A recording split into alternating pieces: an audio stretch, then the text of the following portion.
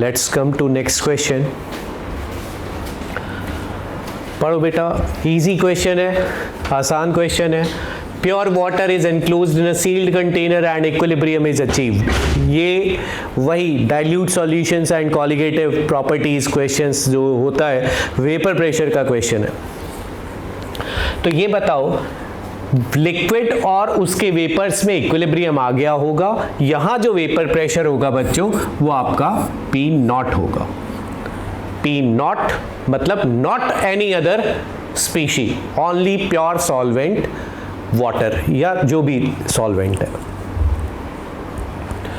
अब इक्विलिब्रियम के साथ कुछ छेड़छाड़ है कि some non volatile solute like glucose is being added and we all know कि जब ग्लूकोज ऐड हो जाएगा बच्चों,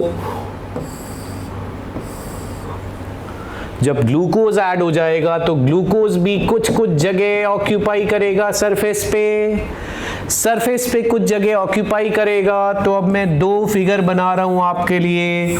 यहां पे सब जगह ए यानी प्योर सॉल्वेंट है, और यहां इसका मतलब इवेपोरेशन हर जगह से हो रहा है, लेकिन ग्लूकोज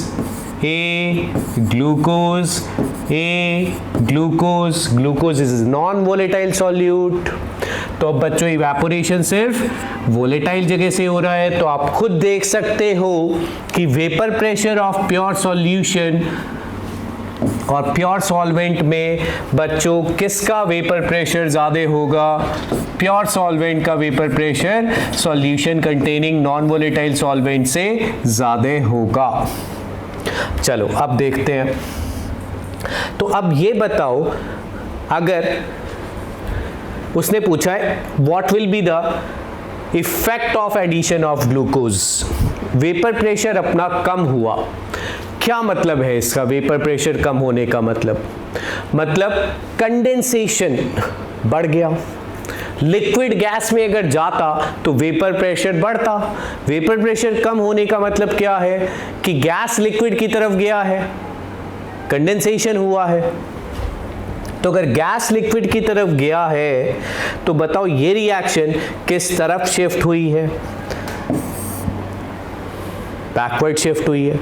अब जरा फोर्थ चॉइस और देख लो, vapour pressure will increase. No, we all know vapor pressure will decrease on addition of non-volatile solute। Clear है? आगे बढ़े। Next question.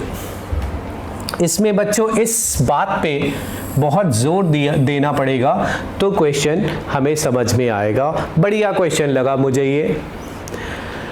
We all know heating effect on ammonium salts. Ammonium salts के heating effect में क्या होता है कि हमें एनायन देखना होता है कि एनायन ऑक्सीडाइजिंग है कि नहीं। जैसे अगर हम अमोनियम क्लोराइड की बात करें तो अगर ये जो क्लोराइड आयन है ये नॉन ऑक्सीडाइजिंग है तो इसके हीटिंग इफेक्ट से, अमोनियम सॉल्ट के हीटिंग इफेक्ट से हमें अमोनिया मिलता है।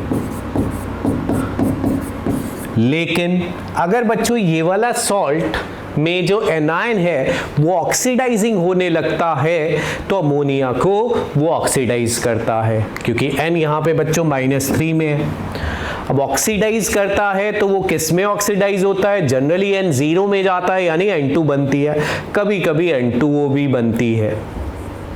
वो तो वाटर जब हम एक्सट्रैक्ट करते हैं तो हमें पता चल जाता है, but product will be N2 और N2O if anions are oxidising. तो चलो ये तो मैंने थ्योरी का तुम्हें मेकअप कर दिया सब कुछ। अब बताओ ये एनायन कैसा है आपका? Oxidising, highly oxidising anion. तो बच्चों बताओ इसमें अमोनिया मिलेगी कि N2 मिलेगी? देख लेते हैं, लिखते हैं NH4 whole twice Cr2O7। Ammonia तो नहीं मिलेगी अगर ये ऑक्सीडाइजिंग एनायन है, N2 मिलती है। अब क्रोमियम का होगा रिडक्शन बच्चों, वो जाएगा +3 में, ठीक, और वाटर बन जाएगा 4H2O।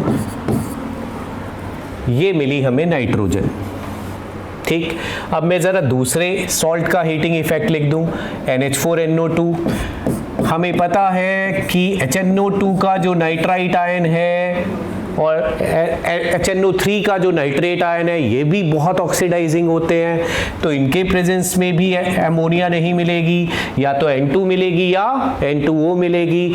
वाटर एक्सट्रैक्ट करने से पता चलेगा। लेट्स एक्सट्रैक्ट वाटर, तो कोई ऑक्सीजन क्योंकि बचा नहीं है तो N2 मिल जाएगी। Let's come to PbNO3 twice, lead nitrate का हीटिंग इफेक्ट क्या मिलेगा बच्चों? Lead oxide, NO2 and O2, ये लर्न करना है अपने को। And fourth is very very important, azide को हीट करने पर वेरी प्योर N2 मिलती है, वेरी प्योर N2 मिल गई। खैर, अब पढ़ते हैं क्वेश्चन आगे। इतना तो मैंने अभी हीटिंग इफेक्ट लिख दिए। gives a gas B present in atmosphere, चलो N2 मिली, N2 मिली, O2 मिली, N2 मिली, NO2 लेस क्वांटिटी में है, बहुत कम, तो मेन गैस जो एटमॉस्फेयर में है वो मैंने टिक कर ली। चलो आगे पढ़ते हैं। Which reacts with hydrogen to give C? Although we all know कि N2 never reacts without catalyst, लेकिन लेट इट बी, हम तो कैटलिस्ट के साथ रिएक्शन अगर माने तो N2 बताओ, अगर ये B है तो ये H2 से रिएक्शन करके जो C बनेगा बच्चों वो अमोनिया बनेगी, C बनेगा सेम अमोनिया। इसमें जो जब H2 से रिएक्शन होगी बच्चों तो ये बनेगा H2O। वापस आते हैं क्वेश्चन में। Which gives C which is basic in nature, बताओ बेसिक इन नेचर में हमारे पास NH3 इज बेसिक, वाटर में मिलाओ बेस बनेगा NH4OH, बेसिक अमोनिया मिलेगी, इसमें भी अमोनिया है, तो ये आपका एम्फोट्रिक है बेटा। तो एक कांट बी पूछा उसने, तो कांट बी में अपना आंसर आ गया। Third, hope you have understood.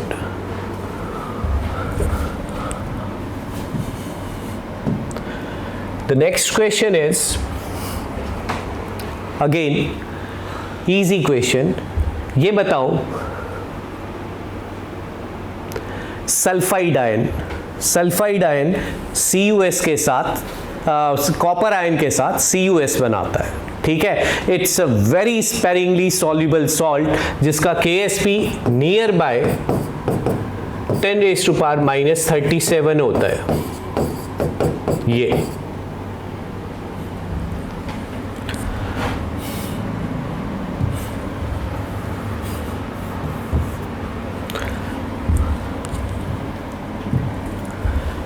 CuS solid gives Cu2 plus aqueous plus sulfide aqueous।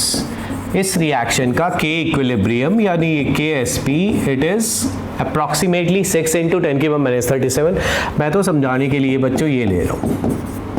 बहुत लो है कि नहीं पहले तो ये नोटिस करो, it's a very very low number -37। तो अब ये बताओ अगर इस रिएक्शन का इक्विलिब्रियम कांस्टेंट इतना छोटा है तो इसके रिवर्स रिएक्शन का इक्विलिब्रियम कांस्टेंट बच्चों उतना ही 1/, होके उतना ही बड़ा हो जाएगा कि नहीं। अब पढ़ते हैं question. The assertion is a very fast reaction. Although we know equilibrium does not deal with kinetics, ठीक है, still हम ये कह सकते हैं कि ये रिएक्शन क्योंकि पूरी की पूरी फॉरवर्ड शिफ्टेड होगी तो ये CuS मोर और लेस पूरा बन जाएगा, ठीक है। तो असर्शन और रीजन में KSP of CuS is very low, reason एकदम सही है।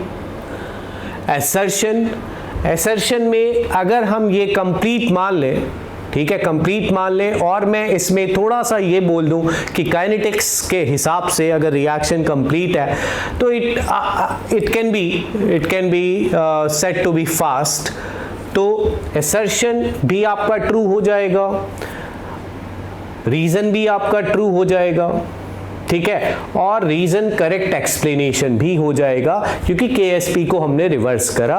बट बच्चों इसमें ये ध्यान रखना कि इक्विलिब्रियम कांस्टेंट से मैं चलाऊं, ठीक है, मैंने रिएक्शन को रिवर्स करा तो इक्विलिब्रियम कांस्टेंट बहुत बड़ा आया, ठीक है, जो हमें बताता है कि रिएक्शन कंप्लीट हो गई है। अब